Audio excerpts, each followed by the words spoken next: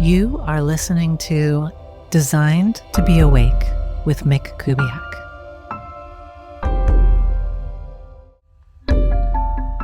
Hello, listeners. It's a short episode, but the mind goes many places, into Buddhism, into Christianity. I think really the most potent message is that there's this idea of original sin, or a garden that we used to be in that was Edenic, right? It was Eden. And then somebody did something bad, and then we got kicked out. And we're all living these lives in the aftermath of that, sinners in a fallen world.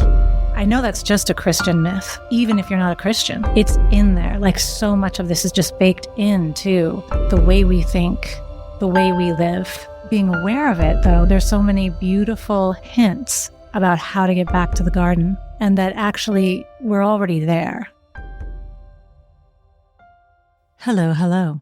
It's a Tuesday night, and I saw maybe 6 clients today, and some of them are still texting me with updates or things, and it's so beautiful.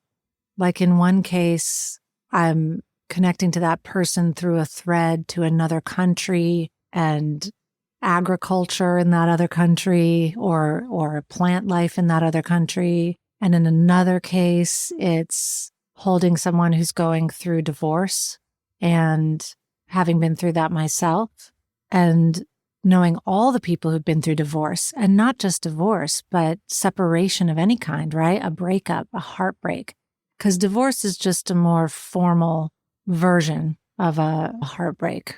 But yeah, all of these beautiful beings that I'm connected to at the soul level. And I was just feeling into how much I love my life, and how much I love this access to the inner worlds, the deep soul of other people, and how I'm almost never really happy when everyone's like keeping the party polite. I'm not saying never. I'm not saying I can't, go to a place where, hey, this is just beautiful. And this is just like fun. I actually think that's very profound and important. Beauty and fun. Those are up there for me. So it's not like everything has to be, show me your inner soul and bear it to me, and I'm going to go deep with you. Like, it doesn't have to always be like that. But I do like it. Like, I like it at that level, and I kind of am always at that level. That's always very accessible to me. And I feel like I live in a world where that's not considered like polite. That's not what we talk about at the dinner table. That's not what we're doing here. We're not doing that here. Like, relax and have a beer, And I don't want to relax and have a beer. Although sometimes I do. Again, I just want to honor the complexity of all beings and recognize that I'm open to all the experiences that this life has to offer. I just really like that the great majority of my experience these days is composed of vulnerability, and I don't love the word struggle, because it's not always a struggle. I actually think the struggle is in faking your way around vulnerability. Like, that's a struggle, and it's unnecessary. It's really unnecessary a lot of the time. Now, if you're a child in a dangerous household, in the midst of what I like to call the prolonged hostage crisis that is childhood. I know there are people who have great childhoods, and I honor them. I honor you. If you're here, if you're one of them, beautiful. For me, it was not like that. And it was definitely more of a prolonged hostage crisis. And in that situation, I had to learn to pretend to be okay. I had to learn to pretend not to be bleeding to death inside.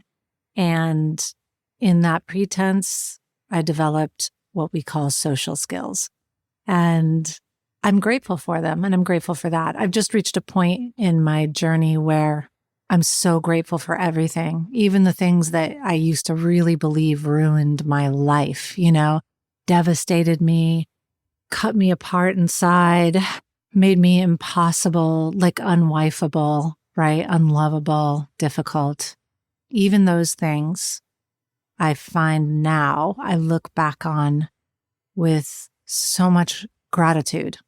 And I guess that's because I understand that there's no separating those things from me getting here where I am now. And to be here where I am now and to have a career that is built on making it safe, and not just safe though, because that's another word I struggle with a little bit, making it acceptable, embraceable. Like, I love it. I love it. Bring it to me. Bring it. Bring your vulnerability to me.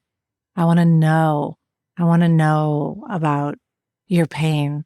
And I want to know about how exquisite it is to be vulnerable and have a child, for example, at the same time.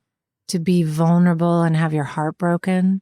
To be vulnerable and watch the sunrise or set or any of the hours in between those two things. I want to know. I'm here for it pretty much all the time. It's like a great gift. And in making this podcast and having there be people out there listening to it, that's a connection as well.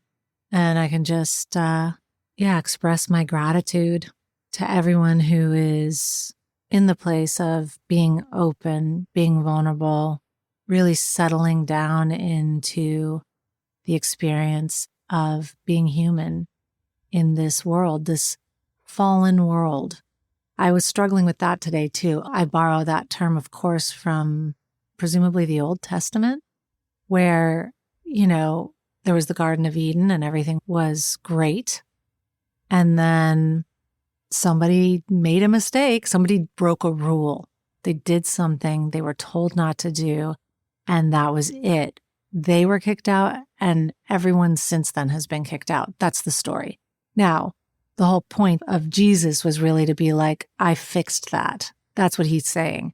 I died for your sins, so you don't need to have sin. You don't need to do this to yourself. You don't need to torment yourself anymore. But even, most Christians don't practice that. They don't let themselves off the hook. And in fact, it's interesting how they put themselves even more on the hook a lot of the time in many cases.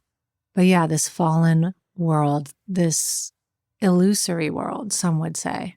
That's what I think the Buddhists would say, right? This would be Maya. This would be a realm of illusions, a realm of delusions. And we're all just trying to escape it and get back into reality, back into all loving, all knowing, all forgiving reality.